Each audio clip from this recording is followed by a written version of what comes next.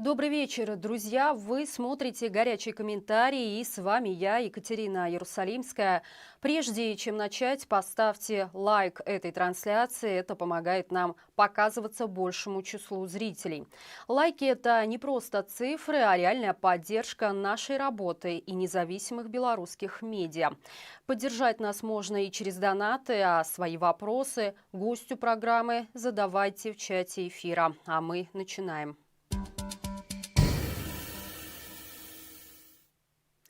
Белорусские власти фактически открывают путь к участию страны в чужих войнах. Палата представителей приняла во втором чтении закон, который приравнивает любое вооруженное нападение на Россию или на любую другую страну ДКБ к нападению на Беларусь.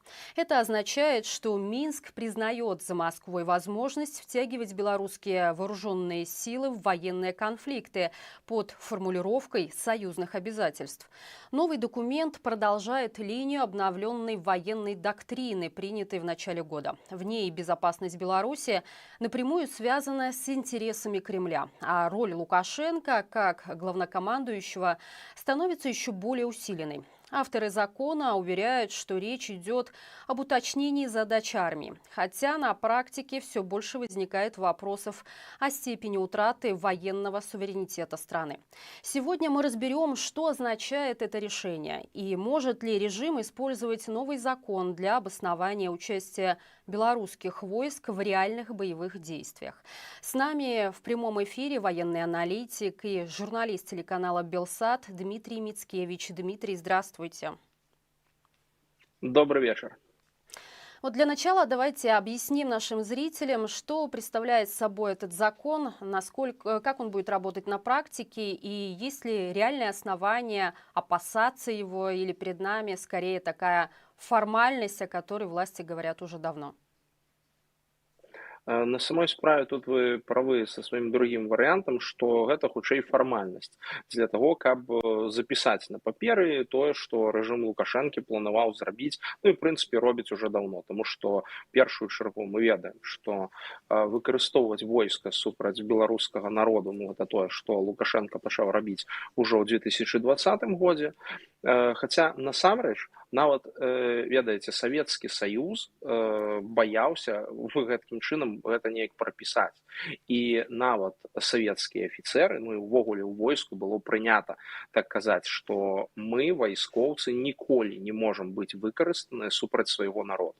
І таму служыць у войску ўсё ж такі заўжды было адрозным ад таго, каб служыць в іншых сілавых структурах, у Міністэрстве ўнутраных справаў, в КДБ і гэтак далей. Тых структурах, якія выкарыстоўваюцца для рэпрэсій супраць уласнага народа. І нават у Савецкім Саюзе гэтае падзяленне моцна існавала. І пра гэта заўжды казалася. Цяпер жа рэжым Лукашэнкі фактычна нават на такой законадаўчым вымярэнні проста сцірае гэтае адрозненне, хаця яно было і існавала заўжды. І гэта насамрэч вельмі важны момант, такі в першую чаргу ідэалагічны, для таго, каб таксама казаць вайскоўцам, што вось ваша галоўная задача быць псамі рэжыму, то бок абараняць Лукашэнку. І гэта насамрэч тое, што якім чынам сабе Лукашенко гэта ўяўляе, то бок ён як той Людовік XIV, да, дзяржава гэта я. Ён насамрэч у гэта верыць, то бок і гэта ягоны падыход, і вось такім чынам все в гэтай дзяржаве і пабудавана, што тое, што зноў жа іх прапаганда так гэта ўспрымае і падае все, што накіравана супраць рэжыма Лукашэнкі і супраць Лукашэнкі асабіста, значыць накіравана супраць дзяржавы. І яны мэтанакіравана праводзяць гэтую прапагандысцкую паралель, вбіваюць гэта людзям у галаву для таго, каб ні ў каго не ўзнікала, скажем так, уяўленне пра тое, што такое сапраўдная дзяржава, што такое рэспубліка, што такое грамадзянін рэспублікі, якія ў яго ёсць абавязкі, якія ў яго ёсць правы. Вось. А з другога боку, яны фармалізуюць тое, што, напрыклад, сваю дапамогу в вайне Расіі, да, свой магчымы ўдзел в гібрыдных аперацыях Расіі супраць краінаў захаду. То мы ўжо бачым гэты ўдзел, напрыклад, в выглядзе плыняў нелегальнай міграцыі, якія зразумела арганізаваны і кіруюцца Масквой з беларускай тэрыторыі пры непасрэдным удзеле рэжыма Лукашэнкі і ягоных узброеных сілаў. Я б тут таксама падзяляў дэфініцыі, што на дадзены момант называць гэтае фармаванне нейкімі беларускімі войскамі ці нейкім беларускім урадам в прынцыпе немагчыма, таму што якраз такі інтарэсы Беларусі яны ніякім чынам адстойваць не збіраюцца, і на дадзены момант гэтай задачы не выконваюць. Но все же, почему именно сейчас решили власти продвигать этот закон, эту идею? Слухайце, тут не тое, каб менавіта канкрэтна цяпер гэты момант абраны. Проста гэта ўсё ідзе в трэндзе таго, што Расія рыхтуецца да вайны супраць захаду, такого калектыўнага захаду, як яны гэта называюць. У першую чаргу гаворка вядзецца пра дзяржавы Еўропы. Яны рыхтуюць сваю заканадаўчую базу і сваю, скажем так, мабілізацыйныя платформы дзеля гэтых мерапрыемстваў. І адпаведна рэжым Лукашэнкі таксама вымушаны быць часткай і хоча быць часткай дадзеных мерапрыемстваў, тому што ён не кепска на гэтым зарабляе. І адпаведна рэжым Лукашэнкі таксама мусіць у гэтую канву ўпісвацца. То бок такія законы прымаюцца і такія, скажем так, увогуле такі наратыў у грамадстве спрабуюць сфармаваць, што так, трэба абараняцца ад нейкага знешняга ворага. А яны ж пастаянна гавораць, што глядзіце, Еўропа збіраецца супраць нас ваяваць, НАТО збіраецца атакаваць, то бок яны праводзяць тут такія мерапрыемствы і гэтакія. І гэта нібыта ўсё скіравана на тое, каб развязаць вайну супраць Расіі, супраць Беларусі і так далей. То бок у іх пастаянна гэта ў наратывах прысутнічае. І сам Лукашенко, калі заяўляе аб тым, што ядравай зброяй разам з Расіяй збіраецца нейкім чынам пагражаць краінам-суседзям, таксама, скажем так, да дээскалацыі дакладна не вядзе. Мы бачым планы Расіі пакуль па далейшай эскалацыі, у тым ліку супраць краінаў НАТО. І таму зразумела, што ўсё пад гэта падганяецца, то бок гэта частка гэтых планаў. Но все же этот закон мне бы хотелось обсудить в перспективе того, что происходит в Украине. Опираясь на его текст, возникает следующий вопрос. Украина регулярно наносит удары по военным объектам на территории России. Можно ли трактовать это как ситуацию, при которой Беларусь должна автоматически вступиться за Москву? Или все же у Минска остается такое пространство для политического маневра? У Лукашэнкі ўжо давно няма ніякай прасторы для палітычнага манёвра. Тое, што ягоныя войскі не прымаюць удзел в непасрэдных боесутыкненнях з украінцамі, на дадзены момант з'яўляецца чыста і выключна воляй Пуціна. Таму што расейцы выдатна разумеюць внутрыпалітычную сітуацыю ў Беларусі, яны выдатна разумеюць, чым можа абернуцца удзел войскаў рэжыма Лукашэнкі в вайне супраць Украіны, і на дадзены момант для іх гэты разлік проста непрымальны, таму што мінусаў значна больш, чым магчымых плюсаў.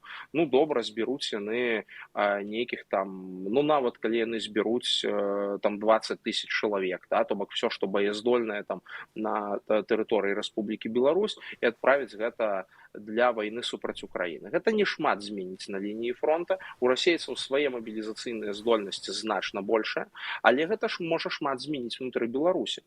Таму што, па-першае, гэта ўнесе вялікія сумневы в шэрагі вайскоўцаў рэжыма Лукашэнкі, якія апошнія, што хочуць рабіць, гэта ваяваць.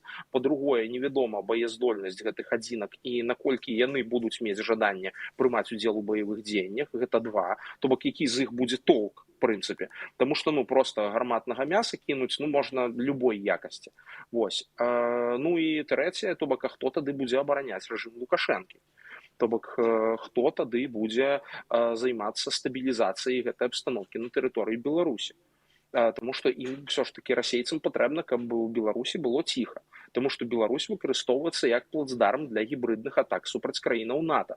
Адпаведна, яны не зацікаўлены ў якой-небудзь дэстабілізацыі на тэрыторыі Беларусі.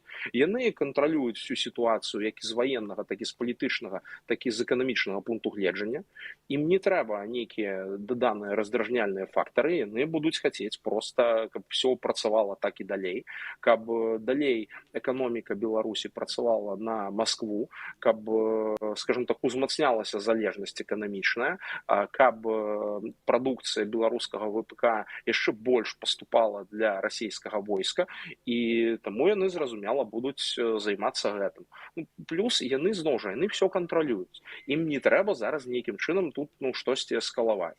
Конечно, может быть, у іх такое жаданне з'явіцца, тому што дзейнічаюць яны абсалютна па сваёй спецыфічнай логіцы, якую вельмі цяжка сабе увогуле нейкім чынам прадбачыць, бо яна ў іх спецыфічная, так бы мовіць. Але ў той жа момант, пакуль, калі мы бачым нават па тым, што яны робяць, не бачу нейкіх такіх кардынальных зрухаў. То бок я б не казаў, што для іх аж проста там крытычна важна зараз, каб войскі рэжыму Лукашэнкі удзельнічалі в вайне супраць краіны. З другога боку, калі мы кажам пра магчымую эскалацыю супраць краінаў захаду, то вось тут ужо зусім іншая гісторыя. Таму што і наратывы сярод беларусаў распаўсюджваюцца мэтанакіравана зусім іншыя для таго, каб парадзіць ненавісць да краінаў захаду. І таксама, і рэжым Лукашэнкі пэўным чынам разумее, што і сам Лукашэнка разумее, што калі расейцы пачнуць нейкі паўнамаштабны канфлікт супраць НАТО, то яны ўжо ў баку ніяк не змогуць застацца, таму што іх в любым выпадку выкарыстаюць. Толькі пытанне, в якой форме. І зразумела то, што яны падобна таксама да гэтага рыхтуюцца. Таму што, можа быць, ім таксама нейкую інфармацыю перадалі пра расійскія планы, яны могуць быць в курсе. Толькі што пытанне ў тым, што яны і ўплываць на гэта ніякім чынам не могуць, іх проста могуць перад фактам паставіць і ўсё. То бок тут магчымы розныя варыянты.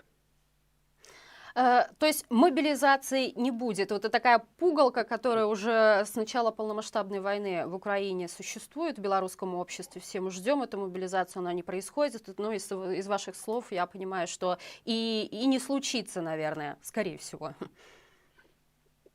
Слухайте, тут пытанне ў тым, што окей, правесці гэтую мабілізацыю, як ведаеце, кажуць па-расейску, чтобы што. Таму што незразумела, добра, правесці мабілізацыю. А што далей рабіць з гэтымі людзьмі? Умоўна. Таму што выдаваць беларусам зброю, гэта апошняе, што рэжым можа. Вы ж памятаеце, яны нават калі праводзяць нейкія зборы гэтага апалчэння, то там забаўныя фатаграфіі, што яны вельмі сур'ёзна баяцца, каб, не дай бог, зброя не потрапіла в рукі недобранадзейных людзей, як яны гэта называюць. І яны выдатна разумеюць, што большасць людзей в краіне іх явно не падтрымлівае. І чым можа закончыцца перадача зброі в рукі людзей, якія, скажем так, не вельмі зацікаўленыя ў працягу жыцця гэтай улады, вялікае пытанне. І па-другое, вялікае пытанне, што калі будзе адбывацца нейкая мабілізацыя і перадача гэтай зброі, фармаванне нейкіх гэтых падраздзяленняў, назовем гэта так, ці не пачнецца масавае дэзертырства і банальны гоп-стоп. Ніхто гэтай гарантыі не даць. Тут я не ўпэўнены. Бо насамрэч тут таксама мы ведаем, што дзяржава ў Беларусі знаходіцца в стадыі раскладання. Яна адмаўляе ў выкананні пэўных функцый, то бок кантроль яе над грамадскім жыццём, так бы мовіць, зменшаецца. Рэпрэсіі павялічваюцца, яны працягваюць кашмарыць сваіх палітычных апанентаў, але яны адмаўляюцца ад выканання, напрыклад, пэўных функцый па барацьбе з крыміналам ці чагось падобнага, напрыклад, сацыяльных функцый і гэтак далей. Адпаведна, давер да дзяржавы ў людзей зменшаецца і да інстытутаў дзяржаўных таксама. І ў выпадку нейкай мабілізацыі, прытым для мэтаў, якія, зноў жа, для беларусаў будзе явна зразумела, што іх проста сабраліся утылізаваць на чужой вайне, я не думаю, што будзе все вельмі лагодна адбывацца для рэжыму Лукашэнкі. То бок гэта вельмі сур'ёзны фактар, які нельга не ўлічваць. Яны ж, паглядзіце, яны падыходзяць вельмі асцярожна да любых мерапрыемстваў, якія звязаныя з бяспекай. Яны ж таксама дзеля таго, каб патрапіць у тую самую іхнюю там тэрытарыяльную абарону, як кажуць там партызаны, туды не возьмуць чалавека, які будзе вельмі актыўны і адразу будзе дэклараваць жаданне абараняць краіну. Будуць думаць, што штосьці не так. Там максімальна патрэбна як это інертнасць і рэакцыянізм. Вось так можа быць нават гэта акрэсліць. Таму я бы не браўся казаць аб тым, што яны самі нават там внутры гэтай сістэмы бачаць нейкую эфектыўнасць ад магчымай мабілізацыі, бо гэта можа быць пачаткам канца. Ну вот да, такое непопулярное мнение, что, возможно, если Лукашенко начнет затягивать так далеко и глубоко Беларусь в военные действия, то это будет даже на руку белорусам, белорусской оппозиции, чтобы этим воспользоваться. Тут рэч у чым. Ну, па-першае, зноў жа, я проста падкрэслю, тут варта зноў пра дэфініцыі казаць, у Беларусі не існуе на дадзены момант апазіцыі, паколькі няма палітычнага працэсу. Вось. І таму я тут проста скажу, што так, сапраўды, гэта сітуацыя невыгадная, хутчэй, палітычнай перспектыве для самога рэжыму Лукашэнкі. Таму што, зноў жа, калі мы возьмем просто по статыстыцы, любая эскалацыя дадае шмат фактараў, на якія ты не ўплываеш. І звычайна, любы ўрад імкнецца скараціць колькасць фактараў, на якія ты не ўплываеш у палітыцы, дзеля таго, каб кантраляваць сітуацыю. Таму што, зноў жа, беларусы ў вайне ўдзельнічаць не хочуць. Гэта паказваюць і шмат якія пытанні, і гэта паказваюць, увогуле мы самі бачым нават па гісторыі і па настроях, што гэта яўна, слухайце, сам жа Лукашенко таксама там 500 разоў гэтую рыторыку пра тое, каб не было вайны, міру і так далей падкрэслівае, бо выдатна разумее, што гэта сярод беларусаў водгук знаходзіць. Беларусы не так, як расейцы, там не жадаюць ісці ваяваць, паміраць за імперыю. Ім вось гэты бой баявых барабанаў увогуле не цікавы. І беларусам гэта ваенная прапаганда таксама не цікава. У войску рэжыма Лукашэнкі галоўная задача афіцэрскага складу, якую яны перад сабой ставяць, спакойна дажыць да пенсіі. І все тое, што гэтай задачу перашкаджае, лічыцца пагрозай. І удзел у вайне гэта явна тое, што не дапамагае выкананню гэтай задачы, дажыць да пенсіі, пабудаваць сабе кватэру, дачу, прыстроіць дзяцей там і гэтак далей. Вось. І тут зразумела, што там матывацыі ісці пад украінскія кулі, там, увогуле, пад еўрапейскія, калі мы берем нейкую буйнейшую эскалацыю, матывацыя будзе невысокая. Так, канешне, там ёсць частка людзей з прамытымі мазгамі, адбітых лукашыстаў, але гэта яўна не большасць. То бок яны яўна не вядуць рэй. Плюс, зноў жа, у іх увогуле праблемы зараз з камплектацыяй асабовага складу нават в характары прызыўнога войска. У іх праблемы з прызывам, то бок, ідзі яшчэ там назбірай гэтых людзей. Калі аб'яўляць мабілізацыю, то ўвогуле гэта, проста я слаба сабе ўяўляю, як яны б гэта рэалізавалі. Паколькі куча фактараў і якія яны б не кантралявалі, то бок увогуле маглі б пачацца сур'ёзныя працэсы, на якія яны пасля ўжо не мелі ніякага ўплыву, таму што людзі былі б яўна незадаволены. І ўнутры самога войска таксама задаволеных было б не шмат. Дмитрий, мы вот так вот все время уверенно говорим, что вот белорусы не хотят войны. Понятно, мы могли проводить какие-то, собирать статистические данные с белорусами, которые выехали за границу, либо могли проголосовать. Но вот военные внутри страны, почему мы так уверены, что они вдруг не поддержат Лукашенко в этой идее? Вот в России же такая же ситуация, там тоже и нехватка была военных, и тоже не хватало денег. Но вот огромные зарплаты, Лада Калина белая, да, вот приезжала во двор, все, смотрели, что можно подзаработать хорошенько, кредит выплатить частично там за квартиру, и шли как миленькие. Почему белорусы вдруг, вот мы считаем, что белорусы такие лапочки, что не пойдут воевать за Лукашенко и за Путина? Ну пачакайце, в Расіі якраз такі прафесія ваеннага і ўвогуле імідж войска за апошнія гады істотна вырас. Яны стварылі шмат умоваў для таго, каб войска ўспрымалася ў якасці добрага сацыяльнага ліфта.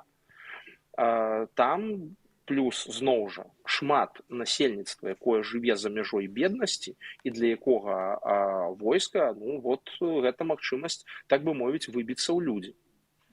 Ну вы ведаеце знакамітую гісторыю пра бурата, які краў мадэм і казаў: заберу дадому інтэрнэт. Вось гэта, ну вот рэальна тое, в якой рэчаіснасці там жывуць людзі. І таму, ну што тут параўноўваць вельмі складана. Все-таки ў Беларусі сітуацыя іншая. В Беларусі шмат людзей ездзіла за мяжу і гэтак далей. Плюс зноў жа я нагадаю, што прэстыж войска і ўвогуле давер да войска ў Беларусі надзвычай нізкі. Нават зараз у такой цяперашняй сітуацыі ну, конкурс на военный факультэт і там на военный факультэт і военную акадэмію вельмі нізкі. То бок там прахадныя балы адныя з самых нізкіх па краіне. А яшчэ адзін фактар, ну у нас зноў жа ведаеце, вось гэта таксама шмат у чым быў імідж, што ну ўжо калі нікуды не ўзялі, ну то трэба ісці ў армію. Ось. А в Расіі было па-іншаму.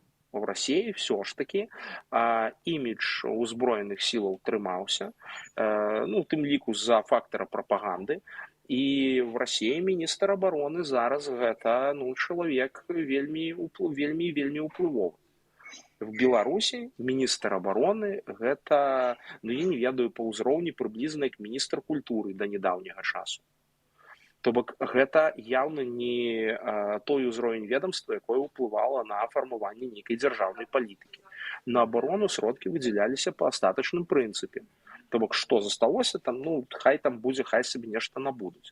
Ну вы нават таксама паглядзіце на фотаздымкі, якія яны распаўсюджваюць з розных вучэнняў менавіта войска. Я не кажу пра сілавыя структуры іншыя, да? Я не кажу пра КДБ, я не кажу пра спецаддзелы Міністэрства ўнутраных спраў гэтак званага. Гэта крыху іншая гісторыя, там іншая колькасць асабовага складу, іх там значна менш, яны пад іншыя задачы заточаны. А калі мы возьмем менавіта войска, і калі ты на гэта глядзіш, то ты разумееш, што гэта ну, можа рабіць што заўгодна, толькі не весці сучасную вайну.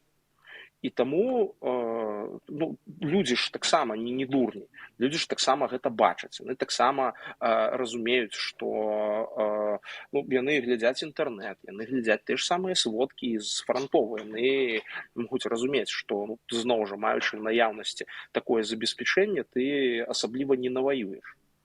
Вот. І плюс таксама мы кажам пра гэты фактар, на якім гэта войска фармавалася, што туды ішлі людзі канкрэтна з адной задачай дажыць да пенсіі і добра ўстроіцца. А удзел у вайне гэтай задачы ніяк не дапамагае. И раньше выйти на пенсию, так сказать. Кстати, вдогонку напомню нашим зрителям, давали в новостях на этой неделе, что как раз на 2026 год бюджет сформирован, и там как раз-таки военным плюшек нет, а вот силовикам зарплаты поднимут. Поэтому у нас получается, что силовой блок больше укрепляется, чем военный.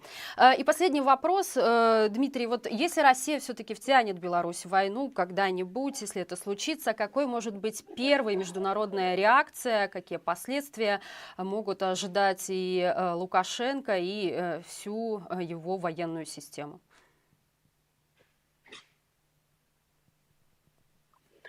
Тут пытанне, пра якую вайну мы гаворым. Калі мы гаворым пра вайну супраць Украіны, то зразумела, што адбудзецца і сінхранізацыя санкцый, і поўнае закрыццё межаў і гэтак далей. Але такіх ну, прям адразу 100% сур'ёзных наступстваў з боку краінаў Еўропы я не бачу, ну, такіх непасрэдных. Але пакуль, мне здаецца, рэжым Пуціна ў гэтым не зацікаўлены. А вось у тым, каб уцягнуць рэжым Лукашэнкі в вайну супраць НАТО, ўжо больш буйнамаштабную, якую яны збіраюцца развязаць у усялякім выпадку, гэта тое, што мы бачым з іх прапаганды, тое, што мы бачым з іх унутраных прыгатаванняў. Да? Гэта сітуацыя больш верагодная, і таксама Я думаю, рэжыму Лукашэнкі варта зразумець, што ў выпадку прымянення нейкага ўзбраення альбо увогуле правядзення нейкіх атак з тэрыторыі Беларусі на тэрыторыі краінаў НАТО за гэта прыйдзецца адказваць і, магчыма, в кинетычным вымярэнні. Что ж, Дмитрий, спасибо за ваш глубокий анализ. Напомню, Дмитрий Мицкевич, военный аналитик и журналист телеканала Белсат, был у нас на связи. Всего доброго, до свидания.